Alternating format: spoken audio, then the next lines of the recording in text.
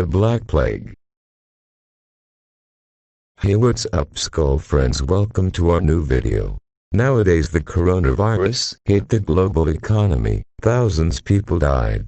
But did you know that there was a pandemic before? Honestly, this is my first time heard of it, and I would like to share it to you, my dear Skull friends. And the story goes like this. The disastrous mortal disease known as the Black Death spread across Europe in the years 1, 3, 4, 6, 5, 3. The frightening name, however, only came several centuries after its visitation, and was probably a mistranslation of the Latin word atra, meaning both terrible and black. Chronicles and letters from the time describe the terror wrought by the illness. In Florence, the great Renaissance poet Petrarch was sure that they would not be believed.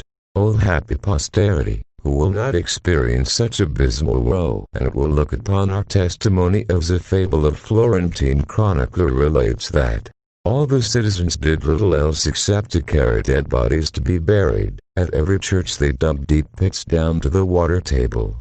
And thus those who were poor, who died during the night, were bundled up quickly and thrown into the pit. In the morning, when a large number of bodies were found in the pit, they took some earth and shoveled it down on top of them. And later others were placed on top of them, and then another layer of earth, just as one makes lasagna with layers of pasta and cheese. The accounts are remarkably similar.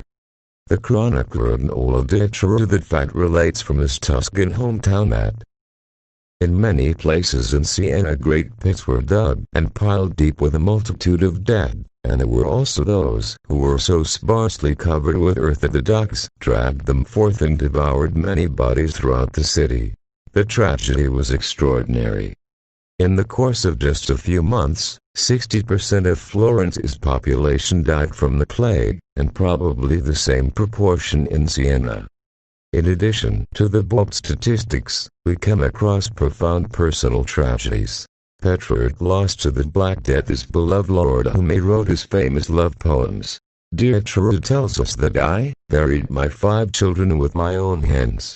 The Black Death was an epidemic of bubonic plague, a disease caused by the bacterium Yersinia pestis that circulates among wild rodents where they live in great numbers and density. Such an area is called a plague focus or plague reservoir.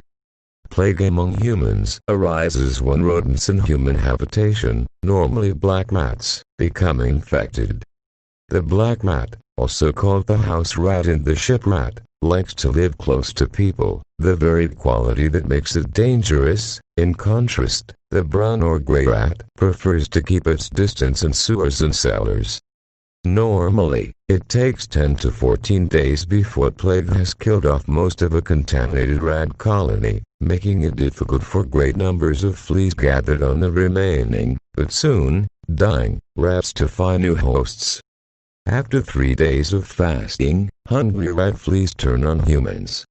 From the bite site, the contagion drains to a lymph node that consequently swells to form a painful buffo, most often in the groin, on the thigh, in an armpit or on the neck. Hence the name bubonic plague. The infection takes 3 to 5 days to incubate in people before they fall ill, and another 3 to 5 days before, in 80% of the cases, the victims die. Thus, from the introduction of plague contagion among rats in a human community, it takes, on average, 23 days before the first person dies. When, for instance, a stranger called Andrew Hexon died from plague on his arrival in Penrith in 1597, and the next plague case followed 22 days later, this corresponded to the first phase of the development of an epidemic of bubonic plague.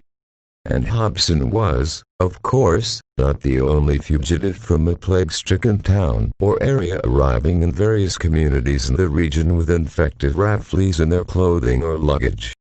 This pattern of spread is called spread verleeps or metastatic spread. Thus, plague soon broke out in other urban and rural centers, from where the disease spread into the villages and townships of the surrounding districts by a similar process of leaps. In order to become an epidemic, the disease must be spread to other rat colonies in the locality and transmitted to inhabitants in the same way. It took some time for people to recognize that a terrible epidemic was breaking out among them and for chroniclers to note this. The time scale varies. In the countryside it took about 40 days for realization to dawn. In most towns with a few thousand inhabitants, 6 to 7 weeks. In the cities with over 10,000 inhabitants, about 7 weeks, and in the few metropolises with over 100,000 inhabitants, as much as 8 weeks. Plague bacteria can break out of the boobies and be carried by the bloodstream to the lungs and cause a variant of plague that is spread by contaminated droplets from the cough of patients, pneumonic plague. However, contrary to what is sometimes believed, this form is not contracted easily, spreads normally only episodically or incidentally, and constitutes therefore normally only a small fraction of plague cases. It now appears clear that human fleas and lice do not contribute to the spread, at least not significantly. The bloodstream of humans is not invaded by plague bacteria from the boobies, or people die with so few bacteria in the blood that blood-sucking human parasites become insufficiently infected to become infective and spread the disease. The blood of plague-infected rats contains 500,000 times more bacteria per unit of measurement than the blood of plague-infected humans. Importantly, plague was spread considerable distances by rat fleas on ships.